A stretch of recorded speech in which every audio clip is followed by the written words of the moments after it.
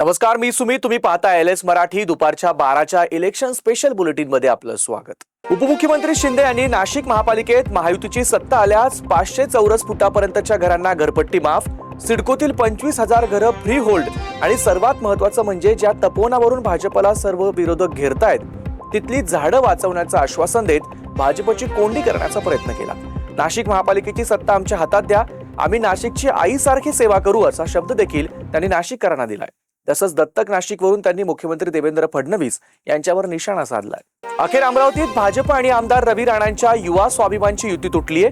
आता रवी राणांची युवा स्वाभिमानी संघटना स्वबळावर निवडणूक लढवणार आहे. त्यामुळे भाजपनं ज्या 6 जागा आमदार रवी राणा यांच्या युवा स्वाभिमान पक्षाला दिल्या होत्या त्या 6ही जागांवर भारतीय जनता पक्षानं अपक्ष उमेदवारांना पाठिंबा दिला, अशी माहिती भारतीय जनता पक्षाचे भाजपचे शहराध्यक्ष डॉक्टर नितीन धांडे यांनी दिली आहे. भाजपला वाटतं जनता मूर्ख आहे, त्यांना वाटतं हम करे सो कायदा असं म्हणत ठाकरेंच्या शिवसेनेचे नेते संजय राऊत यांनी भाजपवर घणाघाती टीका केली आहे. आपटेची उमेदवारी तिसऱ्यांदा माघारी घेण्यात आल्याचा उल्लेख करत आपटे हे संशयित आरोपी असून या संपूर्ण प्रकरणाबाबत आपण सखोल संशोधन करणार असल्याचंही त्यांनी स्पष्ट केलं. भाजपनं तुषार आपटेला स्वीकृत नगरसेवक म्हणून नियुक्त केल्याप्रकरणी काँग्रेस प्रदेशाध्यक्ष हर्षवर्धन सपकाळ यांनी जोरदार हल्लाबोल केलाय.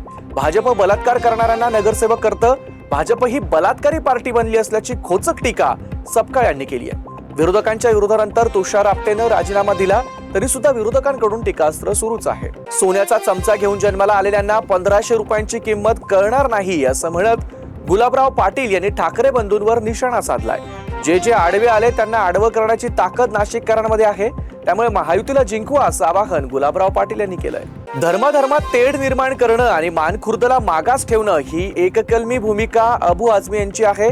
इथल्या तरुणांच्या हातात ड्रग्सच्या पुड्या देऊन त्यांना बिघडवण्याचं काम सुरू आहे, अशी टीका नितेश राणेंनी केली आहे. या सगळ्यातून मुक्तता पाहिजे असेल तर त्याचं एकमेव उत्तर म्हणजे इथल्या भाजप महायुतीच्या उमेदवाराला निवडून देणं हेच आहे, असं आवाहन नितेश राणेंनी केलंय. या निवडणुकीत आपल्या मतांचं विभाजन टाळा, सर्व समाजाला आपला नेता आहे, फक्त आपल्याकडे नेता नाही असं ओवेसी म्हणालेत.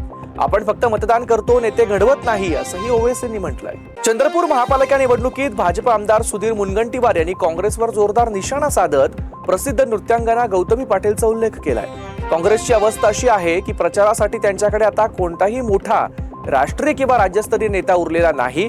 त्यामुळे काँग्रेसला वाचवण्यासाठी चंद्रपुरात आदरणीय गौतमी पाटीलला पाचारण करण्यात येणार असल्याचा टोला मुनगंटीवार यांनी लगावलाय. जालन्यात सत्ताधारी पक्षांनी बकाल अवस्था केली आहे, त्यामुळे मतदारांनी सर्व बाबींचा विचार करून महाविकास आघाडीला मतदान करावं असं आवाहन ठाकरेंच्या शिवसेनेचे माजी आमदार संतोष साबरे यांनी केलंय.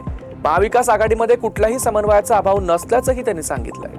मुंबईत एकाच वेळी एकाच वॉर्डाची मतमोजणी होणार आहे, त्यामुळे निवडणूक निकालांना विलंब होण्याची शक्यता वर्तवण्यात आली आहे. नव्या प्रक्रियेमुळे महापालिका प्रशासनात संभ्रमाचं वातावरण निर्माण झाल्याचं समोर आलंय.